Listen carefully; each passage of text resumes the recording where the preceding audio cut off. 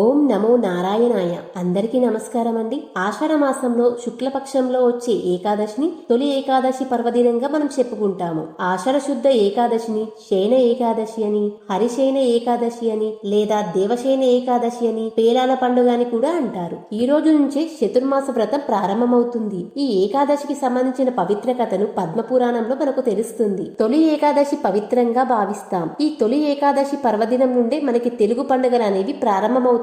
అంటే వరలక్ష్మి వ్రతం కాని, వినాయక చవితి కాని, ఇలా మనకు తెలుగు వారికి సంబంధించినటువంటి పండుగలన్నీ కూడా ఈ తొలి ఏకాదశి పర్వదినం నుండే ప్రారంభమవుతాయి. మన హిందూ సంప్రదాయంలో తొలి ఏకాదశి పండుగకు విశేషమైనటువంటి స్థానం ఉంది. ఈ తొలి ఏకాదశి రోజున ప్రత్యేకంగా మొక్కజొన్నలతో పేలాలు తయారు చేసి స్వామివారికి నైవేద్యంగా సమర్పిస్తారు. ఈ ఏకాదశి రోజు విష్ణు భగవానుని పూజించాలి. ఈ తొలి ఏకాదశి రోజున స్వామివారు యోగ నిద్రలోకి వెళ్తారు కాబట్టి భక్తులందరూ ఉపవాసం, జాగరణ చేయడం వలన మంచి ఫలితం లభిస్తుంది, మోక్షం ప్రాప్తిస్తుంది అని చెప్పవచ్చు. సంవత్సరానికి మొత్తం మనకు 24 ఏకాదశులు అయితే ఉంటాయి. ప్రతి మాసంలో అంటే ప్రతి నెలలో మనకి 2 ఏకాదశి తిథులు మాత్రమే వస్తాయి. ఒకటి శుక్లపక్షంలోను, ఇంకొకటి కృష్ణపక్షంలోను. 1-2 ఏకాదశులు అయితే వస్తాయి. ఇలా సంవత్సరం మొత్తం మనకు 24 ఏకాదశులు అయితే వస్తాయి. ఆషాఢ మాసంలో వచ్చే ఏకాదశిని తొలి ఏకాదశి అని పిలుస్తారు. ఈ రోజు నుంచి శ్రీ మహావిష్ణు యోగ నిద్రలోకి వెళ్తారని చెబుతారు. అందుకే ఈ ఏకాదశిని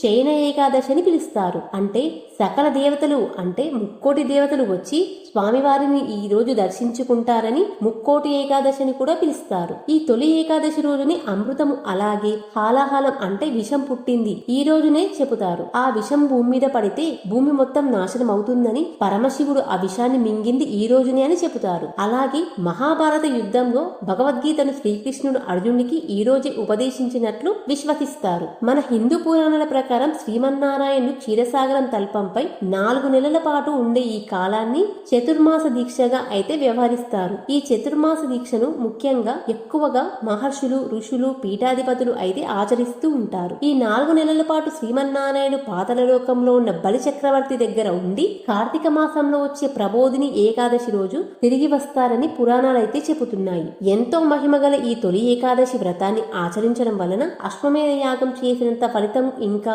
మోక్షం కలుగుతాయని మనకు పురాణాలైతే చెబుతున్నాయి. ఇంతటి విశేషాలతో కూడుకున్నది అయితే ఈ తొలి ఏకాదశి పర్వదినం అయితే వైకుంఠ తొలి ఏకాదశిగా ఇంకా పవిత్రంగా భావిస్తాము. తొలి ఏకాదశి రోజు అయితే 3 దేవతలు స్వామివారిని దర్శించుకుంటారు. స్వామివారికి ఇష్టమైన నైవేద్యం ఈ రోజు ఏం సమర్పించాలి అంటే పేలాల పిండి అనేది సమర్పించాలి. పేలాలని మనం ఏం చేసినా తర్వాత దాంట్లోకి కొంచెం బెల్లం, నెయ్యి వేసి ఆ పేలాల పిండిని స్వామివారికి ఈ రోజు ప్రత్యేకంగా సమర్పిస్తారన్నమాట. ఈ తొలి ఏకాదశి రోజున పూజ చేస్తే 3 కోట్ల ఏకాదశుల పూజ పుణ్యం లభిస్తుందని భక్తుల యొక్క విశ్వాసము. అందుకే ఈ రోజంతా ఉపవాసం ఉండి శ్రీ మహావిష్ణువుని పూజించడం వలన విశేష ఫలితం వస్తుందని నమ్ముతారు. ఈ శయన ఏకాదశి గురించి పద్మపురాణంలో మరో కథ ఉంది. మాల్వ దేశంలో ఒకనాడు మందాత అనే ధర్మాత్ముడు రాజు ఉండేవాడు. ఒకసారి ఆ దేశంలో పెద్ద కరువు వచ్చింది. వర్షాలు పడట్లేదు. ప్రజలు ఆకలితో అల్లాడసాగారు. అప్పుడు మందాత రాజు ప్రజల శ్రేయస్సు కోసం అడవిలోకి వెళ్లి గాఢ తపస్సు చేశాడు. కొన్ని రోజులు గడిచాక ఒక మహర్షి ఆయన దగ్గరకు వచ్చి ఇలా అన్నాడు: రాజా, ఈ బాధల నివారణకు శయన ఏకాదశి వ్రతాన్ని ఆచరించు. దీని ద్వారా నీ ప్రజలకు క్షేమం కలుగుతుంది అని. రాజు ఆ మాటలు వినగానే ఉపవాసం చేసి భగవంతునికి పూజలు చేసి శ్రద్ధగా వ్రతాన్ని పాటించాడు. దైవం ప్రసన్నమై వర్షాలను కురిపించాడని, ప్రజలు బాగుపడిందని పురాణం చెబుతుంది. ఈ శయన ఏకాదశి యొక్క మహిమ ఏంటో తెలుసా? ఈ వ్రతం చేయడం వలన పాపాలు నశిస్తాయి, పుణ్యం లభిస్తుంది, విష్ణుమూర్తి కృపాలభ్యం పొందుతుంది. దీని ఫలితంగా మోక్షప్రాప్తి కూడా సాధ్యమవుతుందని చెప్పబడింది. ఇది ఉపవాసం మాత్రమే కాదు, శరీరానికి, మనసుకు, ఆత్మకు శుద్ధి కలిగించే పవిత్రమైన పద్ధతి. ఈ శయన ఏకాదశిని భక్తితో పాటిస్తే పుణ్యం, శాంతి, పరమపద ప్రాప్తి లభిస్తాయి. విష్ణు నిద్రలో ఉన్న భక్తుడిని మాత్రం ఆయన ఎన్నటికీ మర్చిపోడు. అందరూ చెప్పండి: ఓం నమో నారాయణాయ.